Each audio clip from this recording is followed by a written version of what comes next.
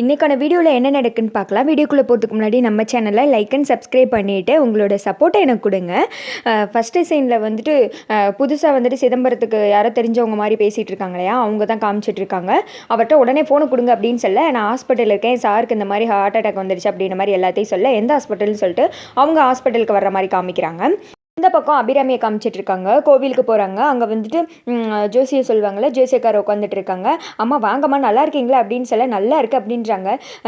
என் பையனுக்கு வந்துட்டு ஜாதகம் பார்க்கணும் அப்படின்னு சொல்லிட்டு புக்கை கொடுக்க, அம்மா நான் உன்னை கேட்குறேனே தப்பாக நினைக்காதீங்க அப்படின்னு சொல்ல, சொல்லுங்கள் ஜோசியரே அப்படின்றாங்க. இல்லை நீங்கள் எப்போ கோயிலுக்கு வந்தாலும் உங்களோட சின்ன பையன் ஜாதகத்தை எடுத்துகிட்டு வரீங்களா, மற்ற 2 பசங்க இருக்காங்க உங்களுக்கு, அவங்கள பற்றி நீங்கள் இந்த மாதிரி எதுவுமே பார்க்க மாட்டேறீங்களே, அதனால தான் கேட்குறேன், நான் சொல்கிறேனே தப்பாக எடுத்துக்காதீங்க அப்படின்னு சொல்ல, ஐயோ இதெல்லாம் நான் ஒன்று பெருசாக எடுத்துக்கல, என் சின்ன பையன் பிறந்ததுக்கு அப்புறம் தான் எங்களுக்கு பிஸ்னஸ்லாம் நல்லபடியாக வளர்ந்துச்சு, அதுக்கு முன்னாடி எங்களுக்கு தடங்கள் மேலே தடங்கள் எதுவுமே முன்னுக்கு வரல, தொட்டதெல்லாம் படுத்துருச்சு, ஆனால் என் சின்ன பையன் எப்போ எங்கள் வீட்டுக்குள்ளே வந்தானோ அப்போலேருந்து எங்களுக்கு எல்லாமே நல்லதாக நடக்கு. இப்போ அபிராமி காஸ்மெட்டிக்ஸ் இல்லாத வீடே கிடையாது, அதனால என் பையன் நல்லா இருந்தால் எங்கள் வீட்டில் எல்லாருமே நல்லா இருப்பாங்க, அது எனக்கு ஒரு நம்பிக்கை, அதனால அவனுக்கு மட்டும்தான் நான் எப்போவுமே பார்ப்பேன், அவன் வந்துட்டு குடும்பத்தை நல்லபடியாக பார்த்துப்பான் அப்படின்னு சொல்ல, சரிங்கம்மா கொடுங்க அப்படின்னு சொல்லிட்டு அவங்க வாங்கி பார்க்குறாங்க.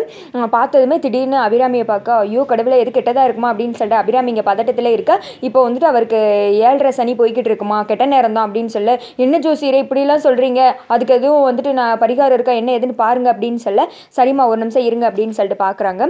அது மட்டும் கிடையாதுமா, உங்களுக்கும் உங்கள் பையனுக்கும் மனஸ்தாபம் ஏற்படும், ஏன் குடும்பத்தை விட்டு பிரிஞ்சு போகிற சூழ்நிலை கூட ஏற்படும், இனிமேல் அவருக்கு கொஞ்சம் கஷ்டம் தான் கொஞ்ச நாளைக்கு அப்படின்னு சொல்ல, என்ன ஜோசியரே இப்படி சொல்கிறீங்க, பரிகாரம் இருக்கான்னு பாருங்க நான் பண்ணி முடிக்கிறேன் அப்படின்னு சொல்ல, பார்த்துட்றேம்மா உங்களுக்கு மருமக இருக்காங்களா அப்படின்னு சொல்ல, இருக்காங்க அப்படின்னு சொல்லுறதுமே 12 மாதம் வந்துட்டு தொடர்ந்து வந்துட்டு விளக்கு போடணும், ஒரு நாள் கூட அதில் தவறக்கூடாது, இதை மட்டும் பண்ணுங்க எல்லாமே சரியாயிடும் அப்படின்னு சொல்ல, சரிங்க ஜோசியரே அப்படின்னு சொல்லிட்டு அபிராமி கிளம்பிடுறாங்க. அந்த சைடு சிதம்பரத்தை பார்க்கறதுக்கு அந்த லேடி வந்திருக்காங்க. வந்ததுமே எப்படி ஆச்சு உங்களுக்கு இது எப்படி அப்படின்னு கேட்க, கார்த்திக்கு தீபா யாருன்னு வந்துட்டு தெரிஞ்சிருச்சு, பல்லவியே இவ தான் அப்படின்னு சொல்லிட்டு அவனே என்கிட்ட சொல்கிறான், அது மட்டும் கிடையாது எனக்கு தண்டனை நடக்குமா அப்படி இப்படின்னு சொல்லிட்டு கார்த்தி பேசினது எல்லாத்தையுமே சொல்கிறாரு. அதை கேட்டதும் அவன் உங்களுக்கு தண்டனை கொடுக்குறானா, அவனை நான் உண்டு இல்லைன்னு பண்ணுறேன் பாருங்க அப்படின்னு சொல்லிட்டு முகத்தை காமிக்கிறாங்க. பார்த்தா அமுதா அன்னலட்சுமியில் வந்த அந்த வில்லி தான் இருக்கா மாயான்னு, இதே இங்கேயும் அவள் பேர் வந்துட்டு மாயா தான்.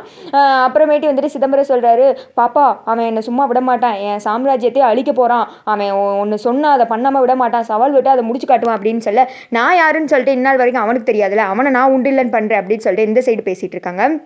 அடுத்து வந்துட்டு அந்த டேப்லெட் அங்கே இருக்குது அதை எடு அப்படின்னு சொல்லிட்டு சிதம்பரம் சொல்ல, குனிஞ்சு வந்துட்டு டேப்லெட் எடுக்கும்போது தாலி வந்துட்டு தொங்குது. அந்த தாலியை வந்துட்டு பார்த்தமானிக்கே சிதம்பரம் ஏதோ ஒரு லுக்கு விட்டுட்டு இருக்காரு, மனசில் என்ன நினைக்காருன்னு தெரியல.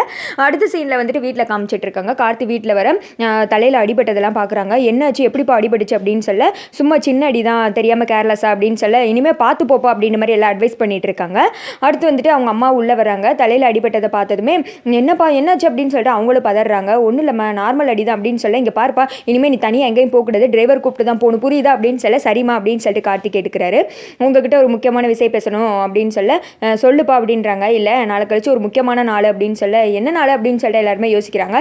தீபாவோட பர்த்டே அப்படின்னு சொல்ல, அதுக்கு என்ன பண்ணுறது அப்படின்னு சொல்லிட்டு ஐஸ்வர்யா அந்த சைடு கேட்க, அம்மா நான் ஒரு பர்த்டே செலிப்ரேஷன் பண்ணலான்னு சொல்லிட்டு ஐடியாவில் இருக்கேன் அப்படின்னு சொல்ல, இது என்ன புதுசாக இருக்குது அதெல்லாம் ஒன்றும் வேணாப்பா அப்படின்னு சொல்லிட்டு அபிராமி சொல்லிடுறேன். இந்த சைடு ஐஸ்வர்யா வந்துட்டு இதுதான் சாக்குன்னு, ஆமாம் மற்றவங்களுக்கும் நம்ம வீட்டில் பர்த்டே வந்திருக்கு, நம்ம என்ன இந்த மாதிரியா கொண்டாடினோம், சும்மா கோயிலுக்கு போயிட்டு அர்ச்சனை பண்ணிட்டு வந்துட்டோம், இவளுக்கு மட்டும் என்ன பெரிய மகாராணியா, அதெல்லாம் ஒன்றும் தேவை கிடையாது அப்படின்னு சொல்லிட்டு ஐஸ்வர்யா சொல்ல, அம்மா ப்ளீஸ்மா இது தீபாக்கு நம்ம வீட்டில் வந்து ஃபஸ்ட்டு பர்த்டே, அவங்க வந்துட்டு இந்நாள் வரைக்கும் செலிப்ரேட் பண்ணியிருப்பாங்களா இல்லைன்னு தெரியல, ப்ளீஸ் கொண்டாடலாம் அப்படின்னு சொல்ல, ஜோசியர் சொன்னதை யோசித்து பார்க்குறாங்க. மனஸ்தாபம் வரும் அப்படின்னு சொல்லிட்டு அதை யோசித்து பார்த்துட்டு, சரிப்பா உன் விருப்பத்துக்கு எதுக்கு நான் மாற நடந்துட்டு இருக்கேன், நீ வந்துட்டு பண்ணு அப்படின்னு சொல்லிடுறேன்.